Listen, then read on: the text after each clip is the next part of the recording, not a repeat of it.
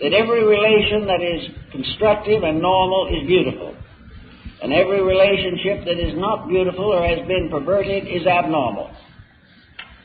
But the individual does not really understand how to face into this, how to work toward the revelation of the integrities in himself.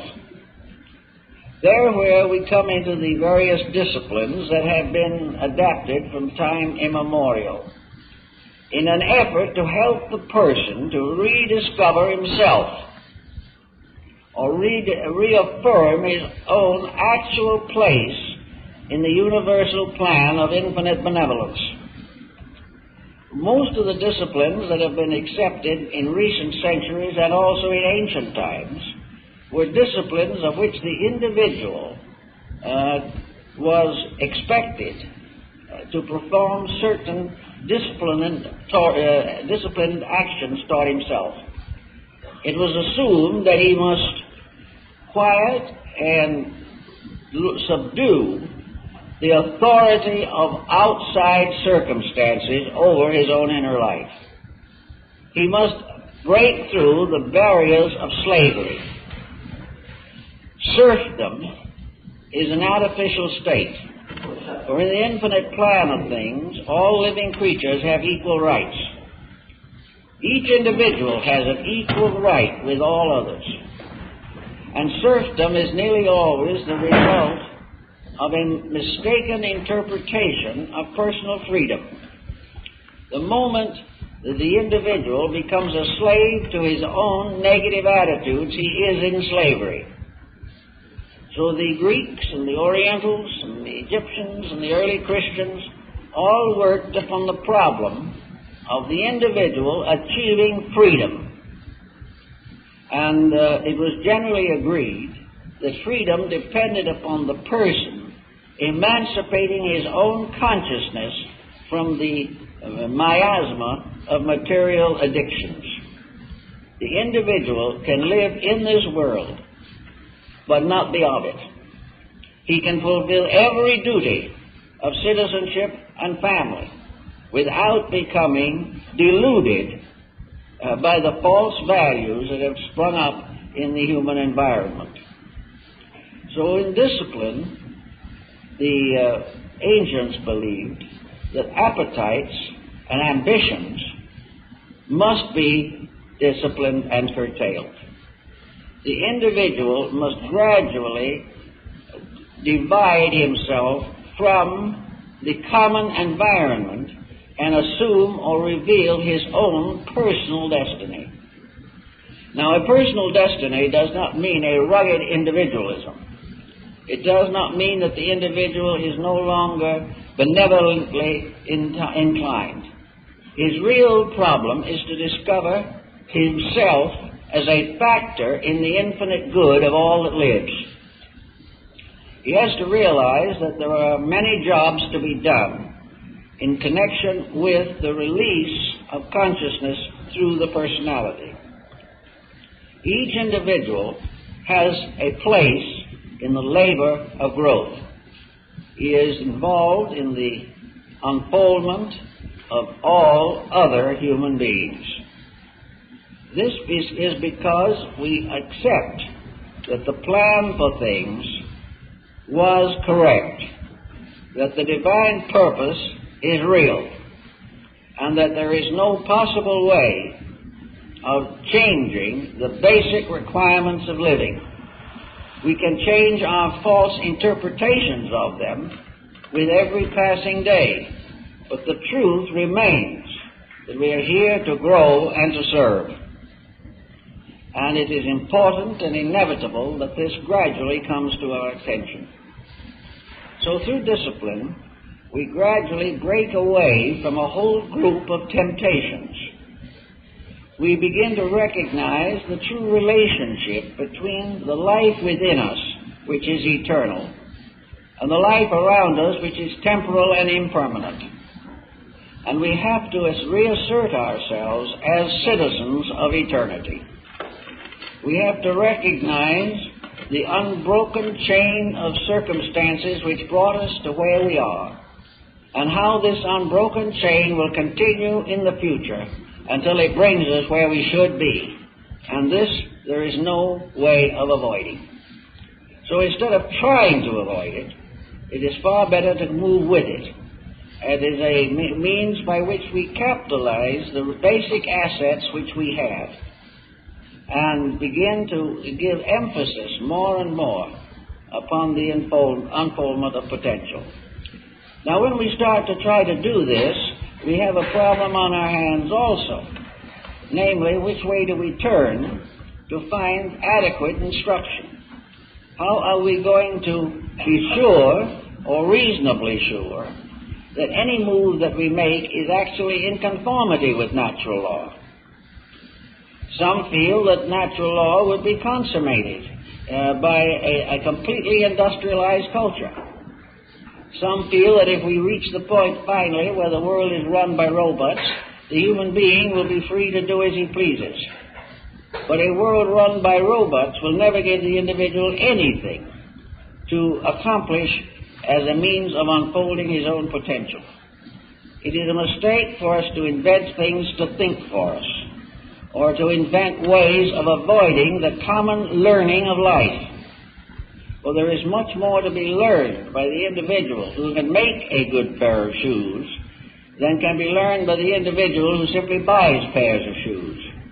Everything that we do increases skills, increases and releases self-creative expression. Whereas when we turn completely to an economic purveyance of things, we lose practically all initiative. We lose the ability to meet problems. And as we are now at the moment, we live in a world of gadgets which we cannot even take care of. We have lost the skills to do the things which might have made the possessions that we have important means of helping us to grow. Today they are merely important means of hastening us into bankruptcy, because we do not use individual initiatives. To gain a better idea of this, it is nearly always advisable for the person to try to separate his own life, separate his external existence from his internal existence, and recognize that the internal existence is the most important. It is the final victory of life over illusion.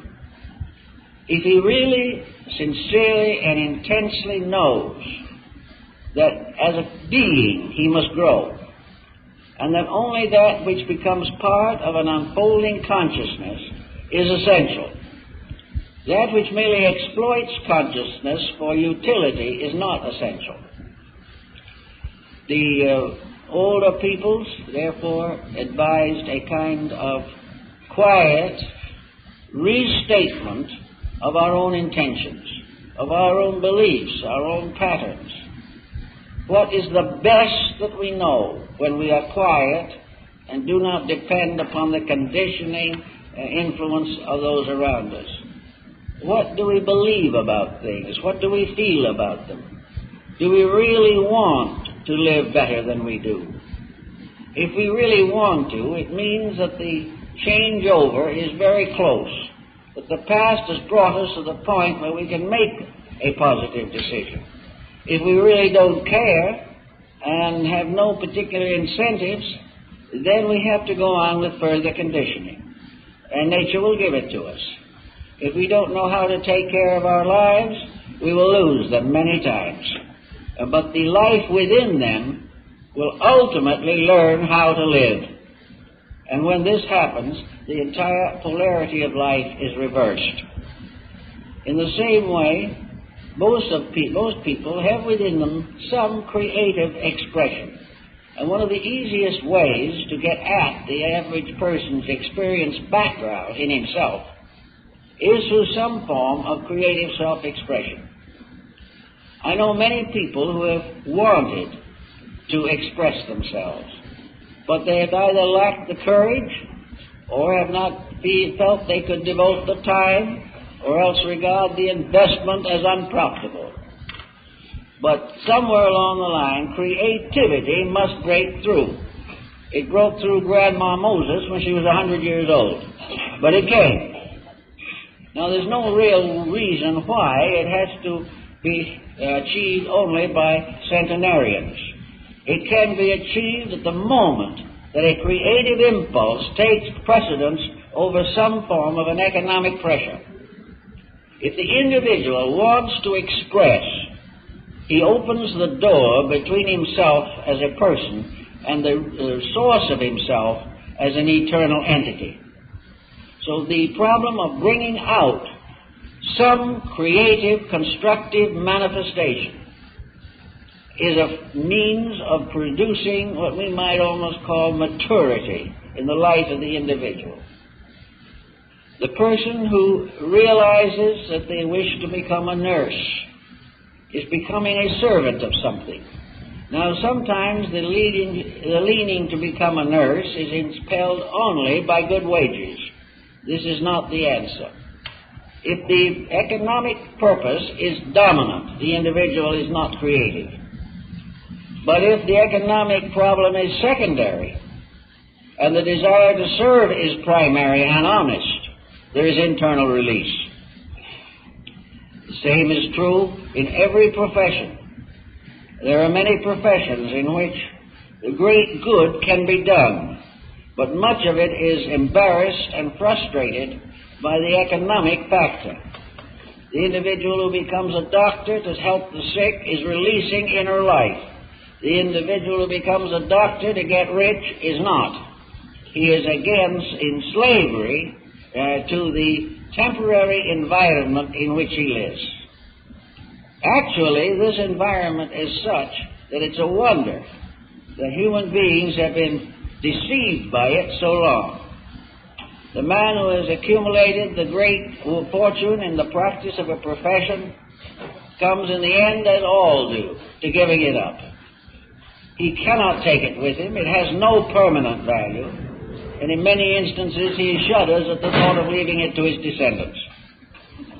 So what does he do? He leaves it to an institution, simply because he has no way of taking it with him and doesn't know what to do with it.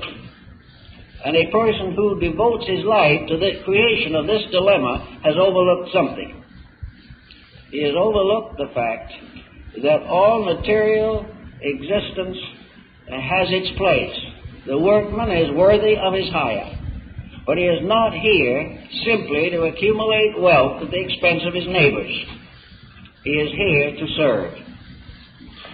The motto of the Prince of Wales, Ich dien, I serve, were the same words that were spoken in Wagner's opera of Parzival when Coonry, falling at the foot of the Grail to die, says, I serve.